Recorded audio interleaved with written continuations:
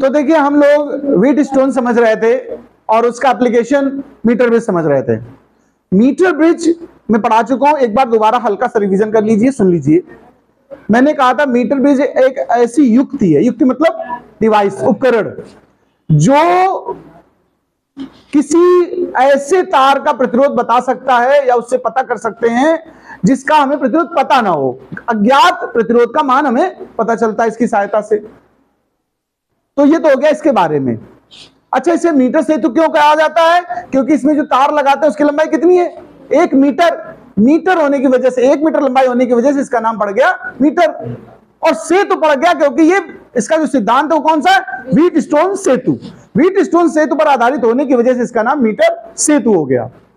ये बात हम समझा चुके हैं। रचना भी एक बार फिर सुन लीजिए अगर बाय द वे आप नहीं समझ पाए थे। मैंने इसमें कहा देखिए 2 एल आकार की पत्तियां हैं, ये भी एक है और एक ये भी है। 2 एल आकार की पत्तियों के बीच में एक आई आकार की पत्ती लगी। ये तांबे की पत्तियां होती हैं। काय की होती हैं? तांबे की बनी होती हैं, ध्यान रखिएगा। तो इसको याद कर सकते हो, रचना याद करने में आसानी रहेगी। LIL, ठीक है। तो LIL का कॉन्सेप्ट है, एक L फिर I फिर L, बीच में थोड़ा सा स्पेस रहता है। देखो थोड़ा खाली स्थान हमने यहां भी छोड़ा तो यहां भी छोड़ा है। एक खाली स्थान में प्रतिरोध बॉक्स लगा होता है R, जो R होता है इसको हम बोलते हैं ज्ञात प्रतिरोध। क्या बोलते हैं? और जो S होता है इसको हम क्या बोलते हैं? अज्ञात। आप एक काम कर सकते हो, अदला बदली कर सकते हो, आप पहले S बाद में R लगा सकते हो। ये स्वतंत्रता है तुम्हें करने के लिए, चित्र में जरूरी नहीं कि आप बिल्कुल मेरी नकल छापें। इसके अतिरिक्त सुन लीजिए जरा ध्यान से, A और C बिंदु के बीच में एक तार लगा हुआ था, इसकी लंबाई ही 1 मीटर है। देखो A से L के बीच की जो तार लगा उसकी लंबाई 100 सेंटीमीटर या फिर 1 मीटर है। इसी तार की वजह से इसका नाम मीटर सेतु पड़ गया है, पहली बात। अच्छा, एक देखो ये मैंने कैपिटल G लगा रखा है, इसको बोलते हैं धारा मापी। इंग्लिश है गैल्वेनोमीटर। इंग्लिश क्या है? इसलिए इसको कैपिटल G से दर्शाते हैं, गैल्वेनोमीटर। हिंदी में बोलते हैं धारा मापी। ये धारा नापने का काम करता है, ठीक है। धारा की दिशा बताता है कि बह रही कि नहीं बह रही, किधर बह रही, ये सब पता चलता है इससे। इसमें एक जॉकी लगी होती, यानी एक कुंजी लगी होती, एक ऐसे लंबा सा मार्कर जैसा ही समझ लो होता है, बस वो तार से कनेक्ट होता है, उसमें धारा आती है। उसको हम इस तार पे बार बार टच करा के देखते हैं। एक चीज ध्यान रखना, अगर आप प्रैक्टिकल कर रहे हो, इसकी सावधानी है, इसको कभी स्लाइड नहीं करना चाहिए तार के ऊपर। क्या नहीं करना चाहिए? ये सावधानी में आता है। मतलब कोई बच्चा सोचे यहां धरो और खिसकाते जाओ, हमें शून्य विक्षेप चाहिए होता है। ये सुई, ये जो नोक दिखा रहा हूं मैं, ये 0 पे आनी चाहिए। कितने पे आनी चाहिए? तो अगर आप टच कराओगे कहीं तो कभी इधर खिसकेगी कभी उधर खिसकेगी, किसी एक ही बिंदु पर आकर के वो शून्य पाएगी। तो बहुत बच्चे चालाकी में करते क्या, एक जगह धर के और खिसकाते चले जाते हैं। मान लो इधर थी तो खिसकते खिसकते अपने आप ये सुई 0 पे आ जाएगी, समझ जाएंगे कहां पर शून्य विक्षेप आ रहा। लेकिन ये तरीका गलत है। क्यों गलत है? कारण सुन लीजिए। ये जो तार होता है एक समान व्यास का होता है। कैसा होता है? अब तार के ऊपर एक दूसरा तार खिसका रहे हो, धातु के ऊपर धातु खिसका रहे हो, कभी ना कभी घिसता चला जाएगा कि नहीं बताओ? यानी उसकी मोटाई कम ज्यादा हो जाएगी, हमेशा एक समान तो नहीं रहेगी, कहीं पतला हो जाएगा कहीं मोटा रहेगा। भाई रस्सी से पत्थर घिस जाता, सुना कि नहीं सुना? सुना? करत करत अभ्यास से जड़ मत हो सुजान, रसरी आवत जात से सिल पर परे निशान। कारण क्या है? ये पता बात कहां से आई? एक बालक था, उसका पढ़ाई में मन नहीं लगता था। घिसने की स्थिति बता रहा हूं मैं। जब पढ़ाई में मन नहीं लगता तो बच्चे अक्सर छोटे जब क्लास में होते हैं स्कूल नहीं जाना चाहते हैं, वो सोचते हैं टीचर मारेगा। तो घर से तो निकलता था क्योंकि घर वाले मारते अगर नहीं जाता स्कूल, और स्कूल पहुंचता नहीं था। वो रास्ते में एक शिव जी का मंदिर था, वहां छुप जाता था। और जब उसके साथी छुट्टी के बाद वापस आते थे तो साथ में हो लेता था। घर पहुंच गया, घर वाले सोचते स्कूल गया, स्कूल वाले सोचते थे आया नहीं तो मतलब ही खत्म। इस तरीके से उसका 2-4-6 महीने चलता रहा सिस्टम। लेकिन उसने वॉच किया कि जो शिव मंदिर के पास कुआं था वहां एक पत्थर का बड़ा सा चटिया रखी थी, लोग रस्सी के सहारे बाल्टी उसी से खिसका खिसका निकालते थे। तो आप देखना कभी पुराने कुओं के पास कहीं पत्थर घिस जाते, उसमें लाइन बन जाती है। उसकी नजर उस पर गई तो उसने पूछा पुजारी से कि ये पंडित जी ये लाइनें कैसे बन गई हैं, क्या रस्सी में इतनी ताकत है?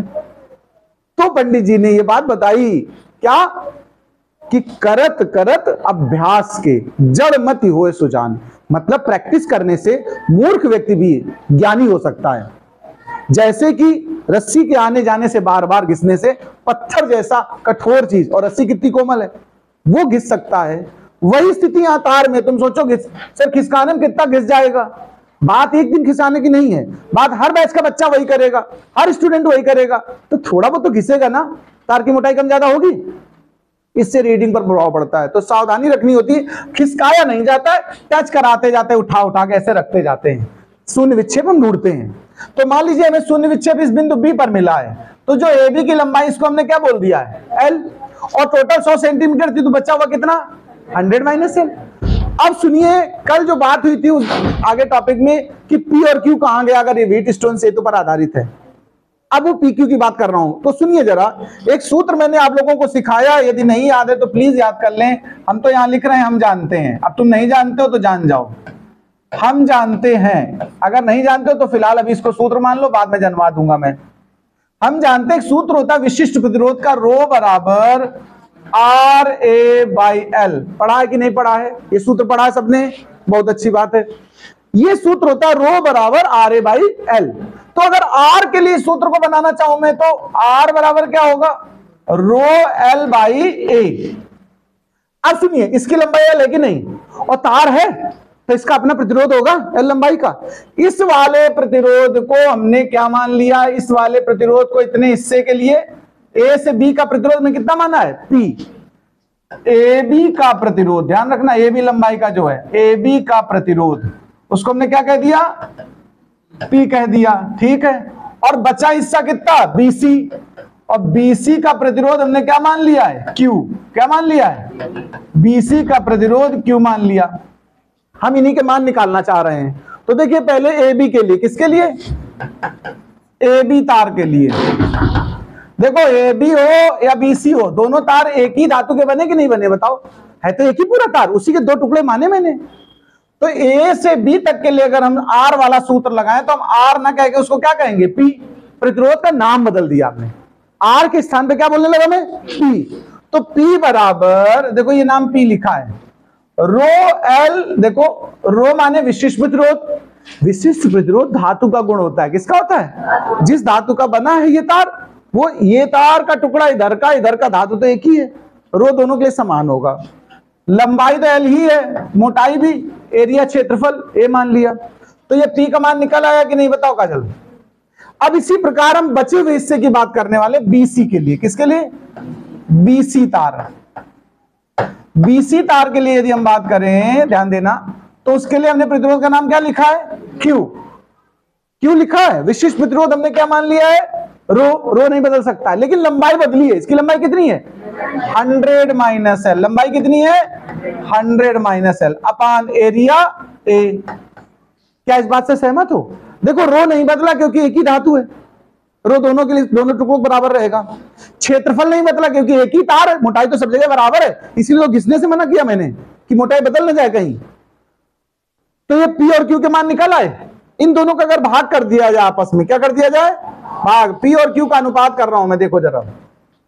तो समीकरण 1 बटे समीकरण 2, दोनों का भाग कर दीजिए।